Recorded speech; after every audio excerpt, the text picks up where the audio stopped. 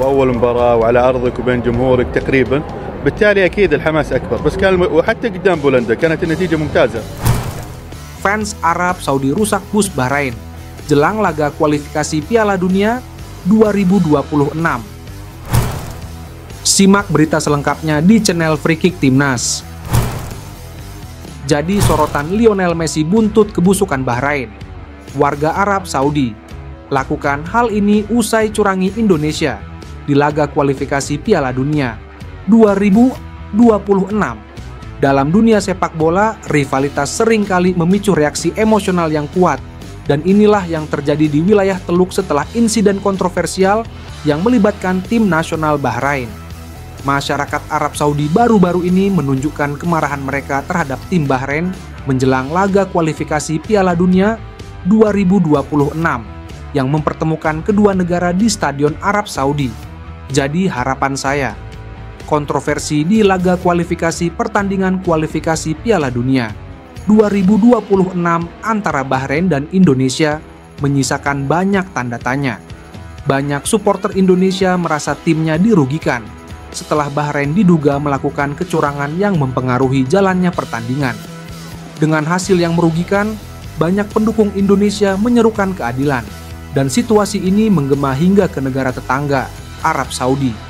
Penolakan supporter Arab Saudi. Ketika timnas Bahrain tiba di Arab Saudi untuk laga kualifikasi melawan tim nasional Saudi, mereka disambut dengan penolakan yang mengejutkan. Supporter Arab Saudi yang dikenal dengan semangat nasionalisme tinggi berkumpul di luar stadion, meneriakkan yel-yel yang menentang kedatangan tim Bahrain. Mereka menampilkan spanduk-spanduk yang menyuarakan ketidakpuasan terhadap tindakan yang dianggap curang oleh tim Bahrain. Aksi solidariti dan dukungan untuk Indonesia. Sejumlah kelompok supporter Arab Saudi memutuskan untuk mengambil tindakan lebih lanjut. Dalam bentuk solidaritas terhadap Indonesia, mereka menggelar acara di luar stadion, di mana mereka menampilkan pertandingan rekaman antara Indonesia dan Bahrain, dengan menyoroti momen-momen yang dianggap mencurigakan. Aksi ini menunjukkan bahwa ketidakpuasan bukan hanya dialami oleh supporter Indonesia, tetapi juga dirasakan oleh masyarakat Arab Saudi yang mendukung prinsip keadilan dalam olahraga. Dampak pada laga kualifikasi kejadian ini menciptakan suasana tegang menjelang pertandingan. Banyak pengamat mengkhawatirkan bahwa aksi supporter dapat mempengaruhi pemain di lapangan. Namun, dalam wawancara pasca pertandingan, pelatih tim Bahrain berusaha meredakan ketegangan, menyatakan bahwa mereka datang untuk bermain dengan semangat sportivitas. Meskipun demikian, rasa curiga dan kemarahan di kalangan supporter tetap membara.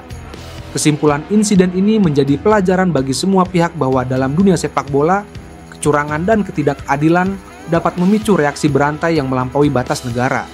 Sebagai penutup, diharapkan bahwa kedepannya semua tim akan bermain dengan semangat fair play, demi menjaga integritas dan keindahan olahraga yang kita cintai.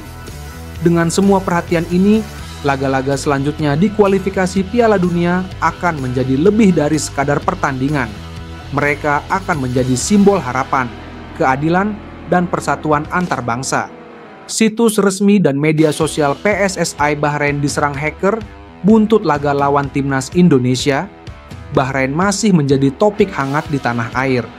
Kini, Federasi Sepak Bola Bahrain mengklaim mendapat serangan cyber di situs resmi dan akun media sosial mereka beberapa hari usai laga versus timnas Indonesia.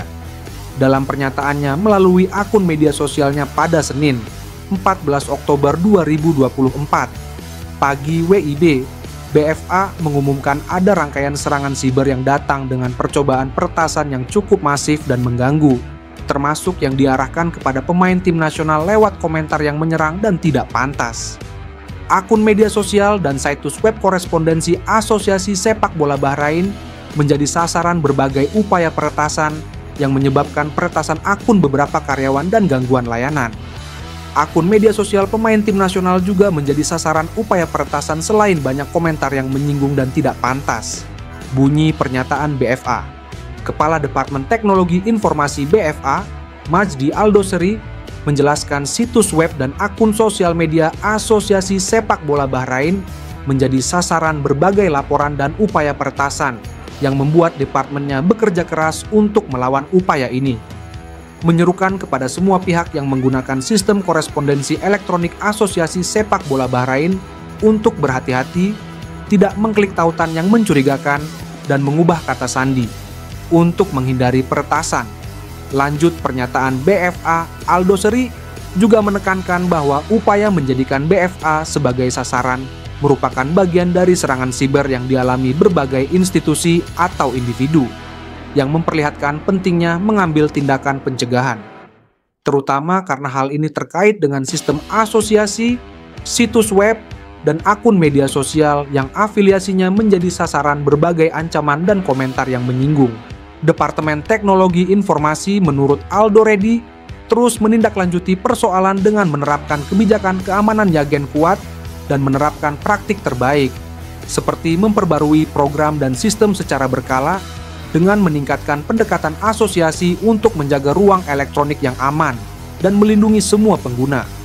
Lebih lanjut, Aldo Reddy menekankan upaya semacam itu tidak akan menghalangi BFA untuk menjalankan perannya sebagai lembaga penyelenggara sepak bola di Kerajaan Bahrain melalui berbagai kegiatan, event, dan kompetisi. Dalam keterangan resminya itu, akun media sosial BFA tidak membuka kolom komentar.